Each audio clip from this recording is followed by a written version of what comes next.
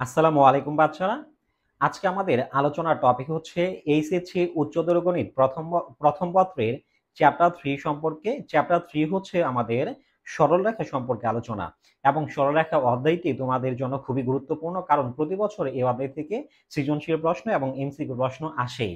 তাহলে তোমরা আমাদের সাথেই থেকো এবং মনোযোগ দিয়ে আমাদের ক্লাসটি করো। দেখো, তাহলে সরলরেখা শুরুতেই আমাদের জানতে হবে স্থানাঙ্ক ব্যবস্থা সম্পর্কে।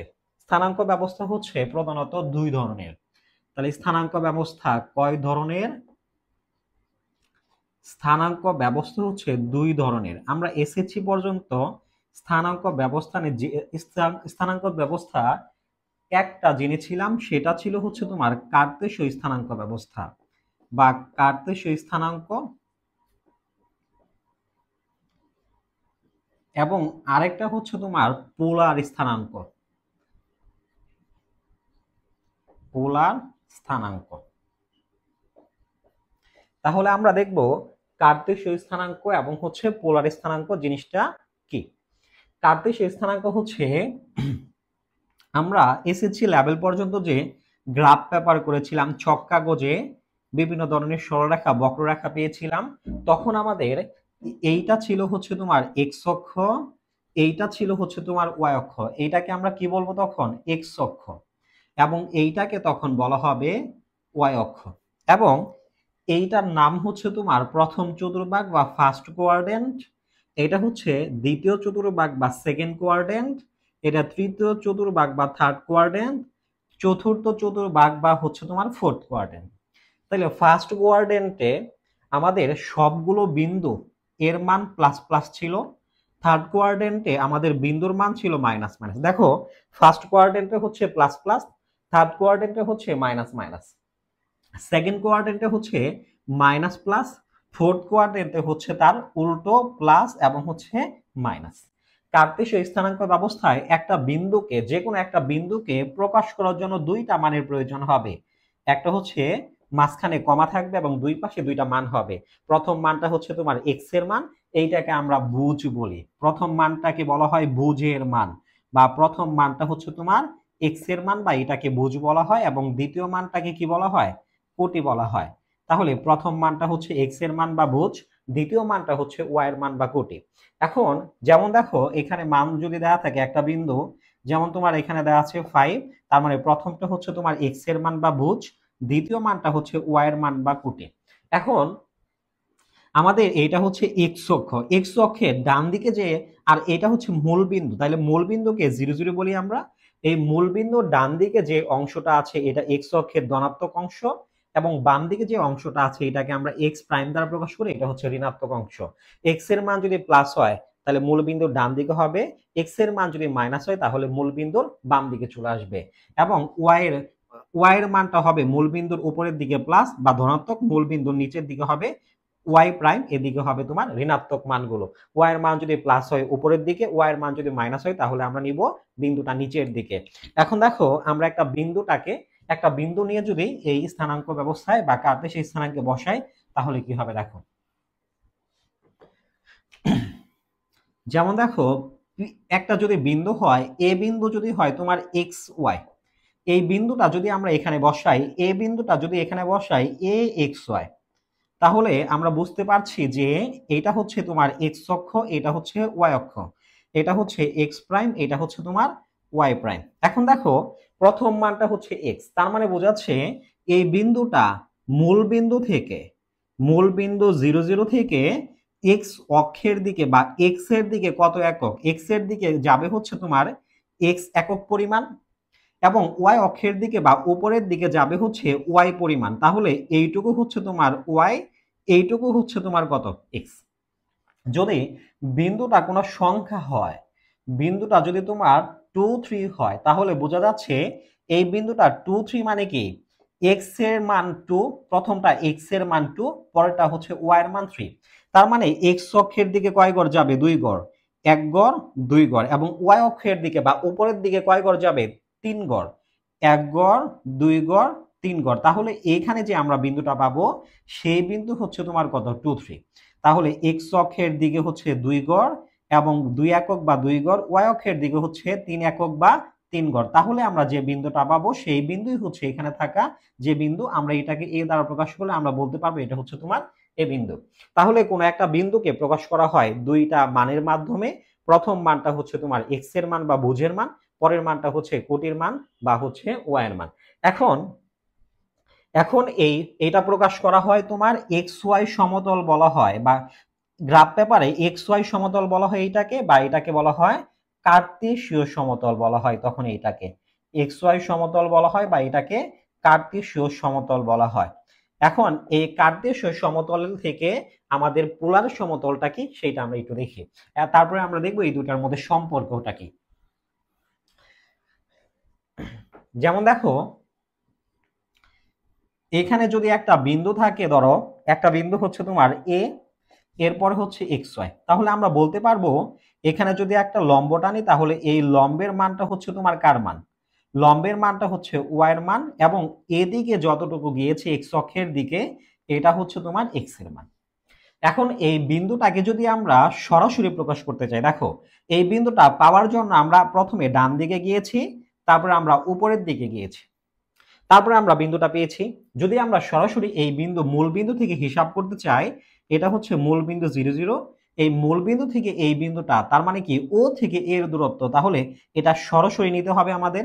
এই বিন্দুটা যদি আমরা ও থেকে এ পর্যন্ত সরাসরি নেই, তাহলে আমরা এই মূল বিন্দু থেকে ও এটা পেলাম। এখন এইটা হচ্ছে মূল বিন্দু থেকে ও পর্যন্ত যে দূরত্ব, এইটাকে আমরা ধরো প্রকাশ করলাম হচ্ছে আর দিয়ে। কি দ্বারা প্রকাশ করলাম? আর দিয়ে। মূল বিন্দু থেকে ওই বিন্দুর দূরত্ব, সরাসরি দূরত্বকে আমরা প্রকাশ করলাম আর দিয়ে, এবং এইখানে এক্স অক্ষের সাথে এই এই রেখাটা যে দূরত্ব, যে কোণ উৎপন্ন করেছে, কৌণিক দূরত্ব বা কোণ, এইটাকে আমরা থিটা ধরলাম। তাহলে এই যে আর এবং হচ্ছে থিটা, এই আর এবং থিটাকে আমরা বলবো হচ্ছে তোমার পোলার স্থানাঙ্ক। আর থিটা হচ্ছে তোমার কি পোলার স্থানাঙ্ক, এবং হচ্ছে এক্স ওয়াই যে আমরা শুরু থেকে ব্যবহার করছি, এই এক্স ওয়াইটা হচ্ছে তোমার কার্তেশীয় স্থানাঙ্ক। এক্স ওয়াই কি ধরনের স্থানাঙ্ক? এক্স ওয়াই হচ্ছে তোমার কার্তেশীয় স্থানাঙ্ক। তাহলে পোলার স্থানাঙ্ক হচ্ছে তোমার আর থিটা, কার্তেশীয় স্থানাঙ্ক হচ্ছে তোমার কত? X Y. এখন আমরা এই দুইটার মধ্যে সম্পর্ক যদি হিসাব করি তাহলে কি হবে? সম্পর্ক যদি হিসাব করতে চাই, দেখো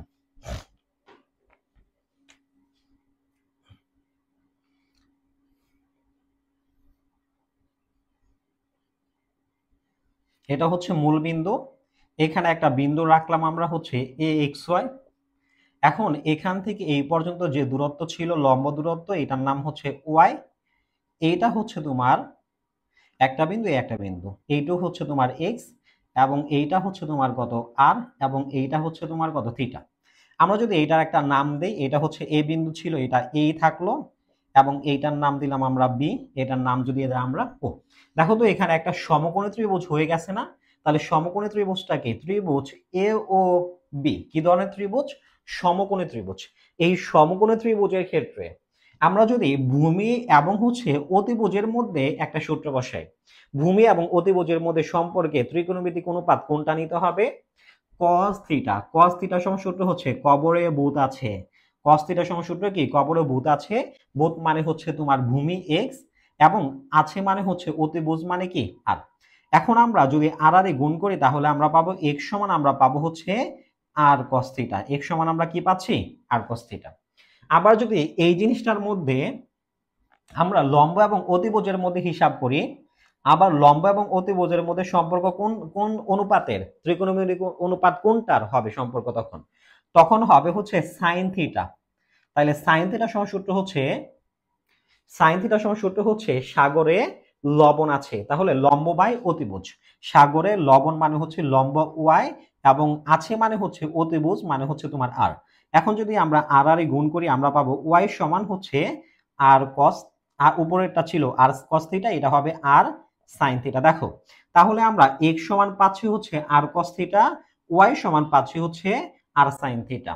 এখন যদি কোনো সময় তোমার আর এর মান এবং থিটার মান দেওয়া থাকে তাহলে আমরা এক্স এর মান বের করতে পারবো, এবং আর এর মান থিটার মান দেওয়া থাকলে আমরা কার মান পাবো? ওয়াই এর মান বের করতে পারবো। তার মানে আমরা আর এর মান, ধরো তোমার আর থিটা যদি দেওয়া থাকে, এখান থেকে আর থিটার মান থেকে ক্যালকুলেশন করে আমরা এখান থেকে কি বের করতে পারবো? আর থিটা থেকে আমরা এক্স ওয়াই বের করতে পারবো, আর থিটা থেকে এক্স ওয়াই বের করতে পারবো বা নির্ণয় করতে পারবো আমরা। তাহলে কিভাবে আমরা নির্ণয় করব? তাহলে নির্ণয় করতে পারবো, তার মানে মূল কথা হচ্ছে এখানে কি থাকলো, আর থিটা মানে কি পোলার স্থানাঙ্ক যদি দেওয়া থাকে তাহলে এক্স ওয়াই নির্ণয় করতে পারবো, মানে কি কার্তেশীয় স্থানাঙ্ক আমরা এখান থেকে নির্ণয় করতে পারবো, বের করতে পারবো। যেমন দেখো একটা মান যদি দেওয়া থাকে 2, 30 ডিগ্রি, তাহলে 2 মূলত কার মান? আর এর মান। আর 30 ডিগ্রি মূলত কার মান? থিটার মান। তাহলে আমরা লিখতে পারি হচ্ছে এখানে আর এর মান হচ্ছে তোমার 2 এবং এখানে থিটার মান হচ্ছে তোমার 30 ডিগ্রি। এখন এইটা থেকে আমরা পোলার স্থানাঙ্ক আর থিটা থেকে আমরা কার্তেশীয় স্থানাঙ্ক এক্স ওয়াইটা কিভাবে বের করব? তখন আমরা লিখব x সমান হচ্ছে তোমার কি আর cos থিটা, এবং হচ্ছে আমরা আর এর মান বসাবো হচ্ছে 2, এবং cos থিটার মান আমরা কত বসাবো? cos থিটার মান বসাবো হচ্ছে 30 ডিগ্রি। cos 30 ডিগ্রি মান কত বলো? cos 30 ডিগ্রি মান হচ্ছে তোমার √3 বাই হচ্ছে তোমার কত 2, 2 কাটা গেলে আমরা পাবো হচ্ছে শুধু √3। এখন আমরা যদি y এর মানটা বের করতে চাই, y সমান কি আমরা জানি সূত্র হচ্ছে r sin থিটা। y সমান সূত্র হচ্ছে তোমার r sin থিটা, আমরা এই পাশে লিখি y সমান সূত্র হচ্ছে r sin থিটা। তাইলে r sin থিটা y সমান সূত্র হচ্ছে r sin থিটা, r এর মান 2, sin থিটার মান হচ্ছে তোমার 30 ডিগ্রি। তাহলে 2 sin 30 এর মান হচ্ছে হাফ, 2 কাটা আমরা কত পাবো? আমরা পাবো হচ্ছে তোমার 1। তাহলে আমরা x এর মান পেলাম √3 এবং y এর মান কত পেলাম? 1। তাহলে এটার কার্তেশীয় স্থানাঙ্ক হবে, আমরা এখানে লিখব কার্তেশীয় স্থানাঙ্ক। কার্তেশীয় স্থানাঙ্ক x, y হবে, প্রথমে x এর মানটা বসাবো √3, পরে আমরা বসাবো হচ্ছে √3, হচ্ছে 1। প্রথমে x এর মান, পরে হচ্ছে তোমার y এর মান। এখন দেখো যখন আমাদের পোলার স্থানাঙ্ক আর থিটা দেওয়া ছিল, আর থিটা সমান কত দেওয়া ছিল? 2, হচ্ছে 30 ডিগ্রি। এইটা থেকে আমরা কার্তেশীয় স্থানাঙ্ক যখন নির্ণয় করলাম তখন মানটা কত পেলাম? √3, হচ্ছে 1। এখন এরকম ভাবে যে কোনো ধরনের পোলার স্থানাঙ্ক দেওয়া থাকলে আমরা কার্তেশীয় স্থানাঙ্ক নির্ণয় করতে পারি। এখন আমরা আরেকটা বিষয় দেখব যে যদি এক্স ওয়াইটা দেওয়া থাকে, মানে কার্তেশীয় স্থানাঙ্ক দেওয়া থাকে, তখন ওইখান থেকে কিভাবে আমরা পোলার স্থানাঙ্ক নির্ণয় করব। দেখো বাচ্চারা, আমরা পোলার স্থানাঙ্ক এবং কার্তেশীয় স্থানাঙ্কের মধ্যে আপাতত একটা সম্পর্ক পেয়েছি, যে কি পেয়েছি? x সমান আর cos থিটা। আমরা কি পেয়েছি? x সমান আমরা পেয়েছি আর cos থিটা, এবং হচ্ছে y সমান আমরা পেয়েছি হচ্ছে আর sin থিটা। এটাকে আমরা ধরলাম 1 নং সমীকরণ, এটাকে আমরা ধরলাম হচ্ছে 2 নং সমীকরণ। এখন দেখো 2 নং সমীকরণকে যদি আমরা 1 নং দিয়ে ভাগ করে দেই, তাহলে 2 নং ভাগ চিহ্ন হচ্ছে তোমার 1 নং, এটা যদি করি তাহলে 2 নংকে যদি 1 নং দিয়ে ভাগ করা হয়, এইখানে সমীকরণের ভাগ করার সিস্টেম হচ্ছে বাম পাশের গুলো বাম পাশে ভাগ, ডান পাশের গুলো হচ্ছে ডান দিকে ভাগ। তাহলে কত হবে? বাম দিকে হচ্ছে y 2 নং, নিচে হচ্ছে ভাগ করলে x, এখানে কত হবে? আর sin থিটা, নিচে হচ্ছে তোমার আর cos থিটা। দেখো তো আর আর উভয় পক্ষ থেকে উপরে নিচে কাটা গিয়েছে, এখানে y বাই কত হবে? x। আর sin বাই cos সূত্র কি? sin বাই cos সূত্র হচ্ছে tan থিটা। আমরা যদি এটাকে এই পাশে লিখি যে tan থিটা সমান সূত্র হচ্ছে তোমার কত? y by x। tan theta সমান আমরা মূলত পেলাম কত? y by x। এখন আমরা শুরুতেই বলেছিলাম যে তোমার কার্তেশীয় স্থানাঙ্ক ব্যবস্থার মধ্যে কয়টা কোয়াড্রেন্ট বা চতুর্ভাগ থাকে? 4টা চতুর্ভাগ থাকে। তাহলে প্রথম চতুর্ভাগ এইটা, এটা হচ্ছে তোমার দ্বিতীয় চতুর্ভাগ, এটা হচ্ছে তৃতীয় চতুর্ভাগ, এটা হচ্ছে তোমার চতুর্থ চতুর্ভাগ। প্রথম চতুর্ভাগে থিটার মান যা বের হবে তাই এখান থেকে আমরা লিখতে পারি। দেখো থিটা সমান আর কি লিখতে পারি? টেনটা ওই পাশে গেলে কি হবে? টেন ইনভার্স y বাই কত হবে? x হবে। এটা হবে তোমার প্রথম চতুর্ভাগের ক্ষেত্রে। এটা কোন চতুর্ভাগের ক্ষেত্রে? প্রথম চতুর্ভাগের ক্ষেত্রে। এটা কোন ক্ষেত্রে? এটা আমরা মডুলাস ব্যবহার করতে পারি, এটা হচ্ছে প্রথম চতুর্ভাগের ক্ষেত্রে। এটা হলো প্রথম চতুর্ভাগের ক্ষেত্রে এটা ব্যবহার করব। কিন্তু এটা যদি দ্বিতীয় চতুর্ভাগ হয় তখন আমরা থিটা সমান লিখব। তাহলে প্রথম চতুর্ভাগ এইটা, এই মানটুকু কত? 90 ডিগ্রি। পরে এইটা হচ্ছে দ্বিতীয় চতুর্ভাগ। এখন দ্বিতীয় চতুর্ভাগ দেখো এইখান থেকে এই পর্যন্ত কত ডিগ্রি টোটাল? 180 ডিগ্রি। এখান থেকে এই পর্যন্ত কত? 180। কিন্তু দ্বিতীয় চতুর্ভাগ গেলে কি 180 থেকে উপরের দিকে যেতে হবে, তাহলে কি 180 মাইনাস থিটা। তখন আমাদের হবে 180 মানে আমরা কি লিখি? পাই। তখন হবে পাই মাইনাস টেন ইনভার্স কত হবে? y বাই হচ্ছে তোমার মডুলাস দিয়ে এক্স। এটা কোন চতুর্ভাগের ক্ষেত্রে? দ্বিতীয় চতুর্ভাগের ক্ষেত্রে। যদি এটা তোমার তৃতীয় চতুর্ভাগের ক্ষেত্রে হয়, দেখো তৃতীয় চতুর্ভাগ কি এই পর্যন্ত হচ্ছে তোমার পাই, তারপরে গেছে, তার মানে হচ্ছে তৃতীয় চতুর্ভাগ, তার মানে পাই প্লাস কি লিখতে পারি আমরা এটারে? পাই প্লাস, তখন আমরা লিখবো pi plus tan inverse Y by হচ্ছে তোমার কত? X modulus. এটা আরেকটা লেখা যায় অথবা দিয়ে তৃতীয় চতুর্ভাগের ক্ষেত্রে, অথবা দিয়ে আমরা আরেকটা লিখতে পারবো হচ্ছে থিটা সমান হচ্ছে, দেখো এদিক থেকে যদি আমরা আসি, উল্টো দিক থেকে যদি আসি, তাহলে ঘড়ি কাটার দিকে যদি যায় তাহলে এই এদিকে হবে তোমার মাইনাস পাই। এটা কি হবে? মাইনাস পাই। তাহলে মাইনাস পাই থেকে নিচের দিকে তখন আমরা লিখবো মাইনাস পাই প্লাস হচ্ছে তোমার কত? টেন ইনভার্স, তখন হবে ওয়াই বাই কত? এক্স। এই দুইটাই হবে কোন ক্ষেত্রে? এই দুইটাই হবে তৃতীয় চতুর্ভাগের ক্ষেত্রে। তো দুইটার মধ্যে আমরা প্রথমটা লিখলেও হবে, দ্বিতীয়টা লিখলেও হবে, কোনো সমস্যা নাই। এরপরে যদি আমরা চতুর্থ চতুর্ভাগের ক্ষেত্রে হিসাব করি, এরপরে যদি আমরা চতুর্থ চতুর্ভাগের ক্ষেত্রে হিসাব করি, তখন কি হবে দেখো? তখন হবে থিটা সমান চতুর্থ চতুর্ভাগ মানে কি এই পর্যন্ত হচ্ছে তোমার কি হবে?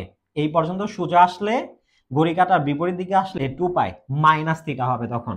তাহলে 2 পাই মাইনাস টেন ইনভার্স হচ্ছে তোমার কত? Y by X. অথবা এইটার ক্ষেত্রে আরেকটা মান লেখা যায় কি লেখা যায়? এটা হচ্ছে থিটা সমান, দেখো ঘড়ি কাটার বিপরীত দিকে মানে বিপরীত দিকে আসলে প্লাস এবং দিকে আসলে হচ্ছে তোমার মাইনাস, তখন হবে minus tan inverse Y by কত? এক্স। তখন এই দুইটার মধ্যে যে কোনো একটা লিখলেই হবে। এই দুইটা কোন ক্ষেত্রে? চতুর্থ চতুর্ভাগের ক্ষেত্রে। এখন তাহলে প্রথম চতুর্ভাগের ক্ষেত্রে থিটা হবে টেন ইনভার্স কত? Y by X. দ্বিতীয় চতুর্ভাগের ক্ষেত্রে pi minus tan inverse Y by X, এবং তৃতীয় চতুর্ভাগের ক্ষেত্রে pi plus tan inverse Y by X, অথবা minus pi plus tan inverse Y by X. চতুর্থ চতুর্ভাগের ক্ষেত্রে থিটা সমান হলো 2 pi minus tan inverse Y by X, অথবা থিটা সমান টেন ইনভার্স ওয়াই বাই কত? এক্স। যে কোনো একটা আমরা লিখতে পারি। এখন আমরা বুঝবো কিভাবে যে কোন চতুর্ভাগে আছে? আমরা আজকে শুরুতেই দেখিয়েছিলাম যে প্রথম চতুর্ভাগের ক্ষেত্রে দুইটা বিন্দুই যখন প্লাস প্লাস দেওয়া থাকবে তখন প্রথম চতুর্ভাগের সূত্র এটা ব্যবহার করব। যখন তৃতীয় চতুর্ভাগ দুইটাই মাইনাস মাইনাস বিন্দু দেওয়া থাকবে তখন আমরা তৃতীয় চতুর্ভাগে যে কোনো একটা সূত্র ব্যবহার করব। দ্বিতীয় চতুর্ভাগে কিভাবে বুঝবো? যখন তোমার মাইনাস প্লাস দেওয়া থাকবে তখন আমরা বুঝবো হলো প্রথম বিন্দু মানে বুঝটা হচ্ছে মাইনাস, এবং কোটিটা প্লাস থাকলে আমরা এটা ধরবো দ্বিতীয় চতুর্ভাগ। পরে বুঝটা প্লাস কিন্তু কোটিটা মাইনাস থাকলে আমরা ধরবো হচ্ছে চতুর্থ চতুর্ভাগ। আমরা এই সম্পর্কে অঙ্কগুলো আমরা আগামী ক্লাসে আলোচনা করব। আজকে আমাদের বেসিক আলোচনা ছিল, এবং আগামী ক্লাসে তোমরা আমাদের সাথেই থেকো। ধন্যবাদ সবাইকে। আসসালামু আলাইকুম।